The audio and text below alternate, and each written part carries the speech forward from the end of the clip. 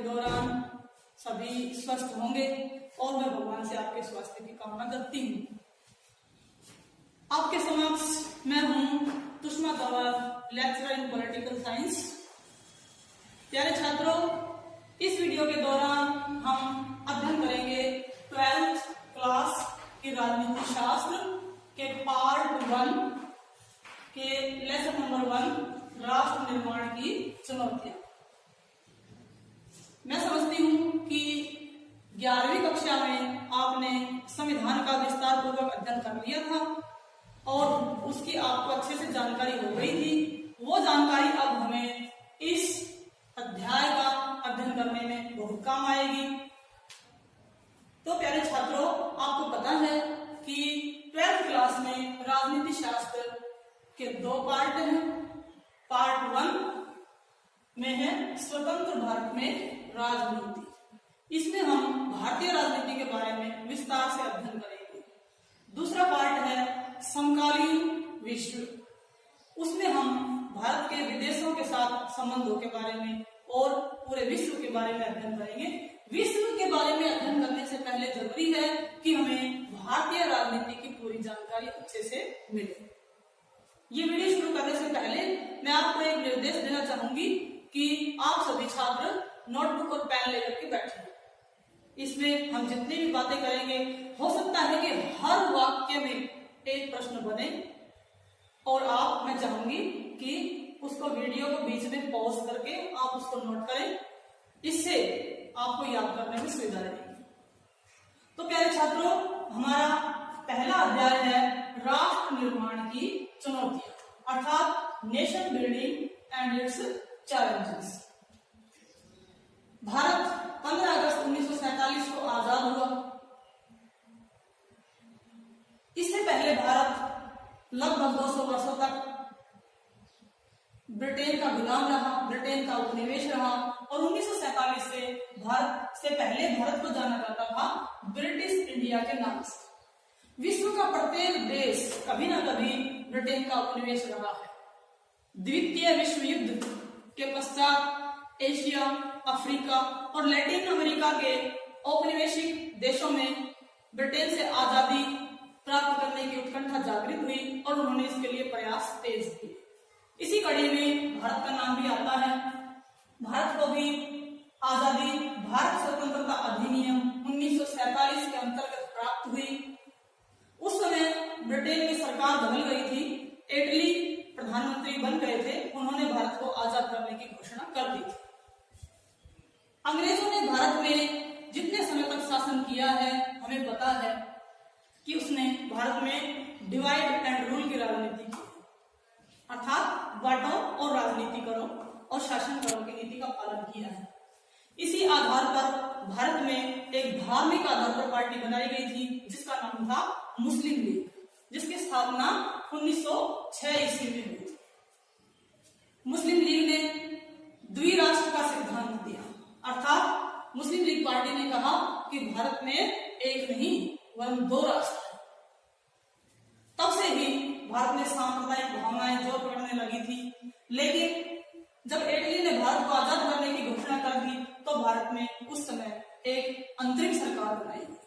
आजादी के साथ साथ भारत को बहुत सारी समस्याएं भी देखने को मिली। भारत के 2 टुकड़े हो गए, हिंदुस्तान और पाकिस्तान, 15 अगस्त 1947 की रात को। और जो है भारत के प्रथम प्रधानमंत्री बने, अंतरिम सरकार के प्रधानमंत्री, जिसका गठन 14 अगस्त 1946 को हो गया था, पंडित जवाहरलाल नेहरू बने। रियासतों के मंत्री तत्कालीन वल्लभ भाई पटेल को बनाया गया।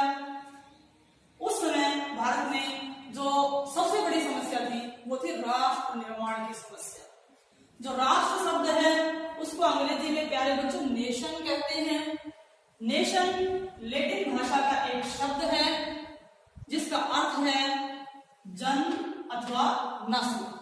यदि हम इसके शाब्दिक अर्थ के आधार पर इसकी परिभाषा लें तो इसकी परिभाषा में यह बात शामिल होगी कि एक ही जाति या एक ही नस्ल से संबंध रखने वाले लोगों को राष्ट्र कहते हैं। लेकिन यह इसका एक संकीर्ण अर्थ हुआ। बल्कि इसका अर्थ काफी विस्तृत है, काफी व्यापक है, जिसमें छोटी छोटी संकीर्ण बातों जैसे कि धर्म, भाषा, संस्कृति आदि से ऊपर उठकर जब सब एक देश के सभी लोग अपनी भावनाएं एक केंद्र की तरफ मोड़ लेते हैं तो उसको राष्ट्र कहते हैं। इसमें जाति, धर्म, क्षेत्र, संप्रदायवाद आदि का कोई स्थान नहीं है। यह एक ऐसी भावना है जिसमें देश के सभी नागरिकों के मन में अपने राष्ट्र के प्रति, अपने देश के प्रति एक भक्ति की भावना जागृत होती है। तो ये एक सबसे बड़ी समस्या थी उस समय भारत में राष्ट्र निर्माण करना, एक पहली समस्या थी। इसके अलावा भी हमें बहुत सारी समस्याएं देखने को मिली, जैसे कि भारत और पाकिस्तान का बंटवारा होने के कारण भौगोलिक दूरी की समस्या। भौगोलिक दूरी का मतलब है कि पाकिस्तान को जब अलग किया गया तो पूर्वी पाकिस्तान तथा पश्चिमी पाकिस्तान ये दोनों अलग अलग दिशाओं में थे और बीच में भारत पड़ता था। इन दोनों के दूर होने के कारण अपनी समस्या का सामना करना पड़ा। दूसरा था शरणार्थियों की समस्या, क्योंकि जो भारत पाकिस्तान का बंटवारा था वो सांप्रदायिक आधार पर हुआ। जो है भारत से मुस्लिमों ने उधर जाना तथा उधर से हिंदुओं को उधर मारपीट कर भारत की तरफ भगाया जाने लगा। अब उन शरणार्थियों के पुनर्वास की समस्या कि उनको कहाँ रखा जाए, कहाँ बसाया जाए, ये एक गंभीर समस्या पैदा हो गई थी। अगली समस्या थी देशी रियासतों के विलय की समस्या। देशी रियासतों के विलय की समस्या को सुलझाने का काम सरदार वल्लभ भाई पटेल जी ने अपने हाथों में लिया। वो उनको लौह पुरुष के नाम से जाना जाता है, the iron man of India. उन्होंने उस समय लगभग देश में 565 रियासतों को एक झंडे तले इकट्ठे किया, इसीलिए उनको लौह पुरुष की उपाधि दी गई।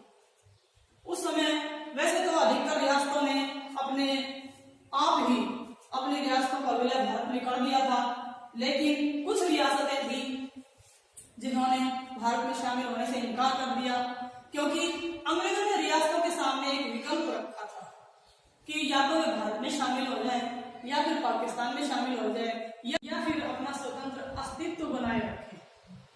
तो उस समय भारत में मौजूद लगभग 565 रियासतों में से अधिकतर रियासतों ने हंसी खुशी अपना विलय भारत के राष्ट्र निर्माण के लिए भारत में कर दिया। परंतु कुछ एक रियासतें जैसे कि कश्मीर की रियासत, मणिपुर, जूनागढ़, हैदराबाद आदि रियासतों ने भारत में शामिल होने से मना कर दिया।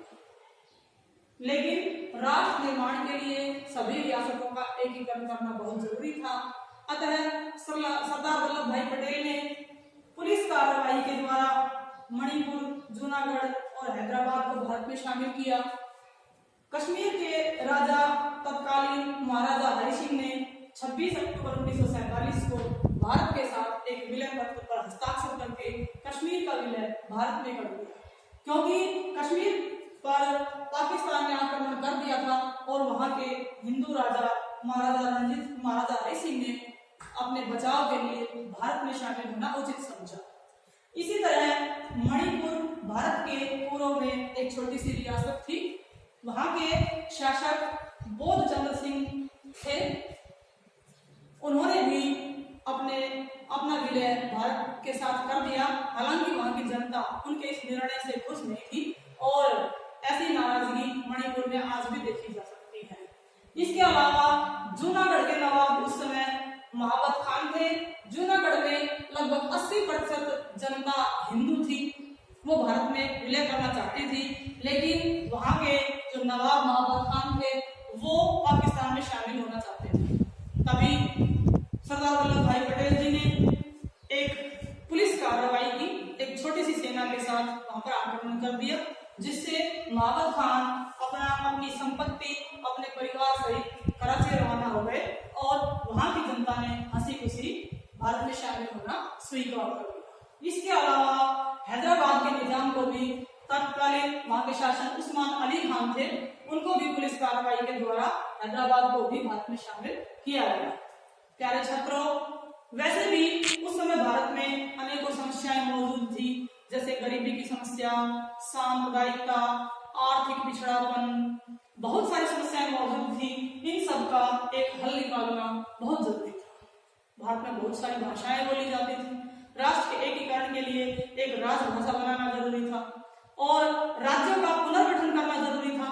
तो उस समय एक भाषा आयोग बनाया गया और इसके अध्यक्ष बने बीजी खेर, जिन्होंने 22 भाषाओं को मान्यता दी और उनको इनकी एक सूची बनाई जिसको लागू किया गया।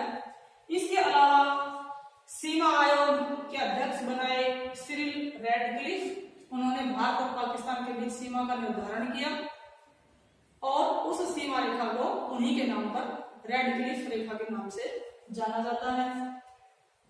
प्यारे बच्चों, रियासतों को शामिल करने के बाद भारत का एकीकरण हो गया। ये बहुत सारी समस्याएं थी, इनका भी सुलझाने का प्रयत्न किया गया। पंडित जवाहरलाल नेहरू भारत के प्रथम प्रधानमंत्री बने। राज्यों का पुनर्गठन करने के लिए 1953 में राज्य पुनर्गठन आयोग बनाया गया। अब समस्या ये भी थी कि राज्य का पुनर्गठन किस आधार पर किया जाए, लेकिन अधिकतर जनता चाहती थी कि भाषा के आधार पर राज्य का पुनर्गठन किया जाए। इसके लिए देश में आंदोलन भी हुए और श्री रामुलु पोटी के अगुवाई में आंध्र प्रदेश में भाषा के आधार पर राज्य बनाए जाने का आंदोलन चलाया गया और इस आंदोलन के दौरान उनकी मृत्यु भी हो गई। अतः सबसे पहले आंध्र प्रदेश को राज्य का दर्जा दिया गया।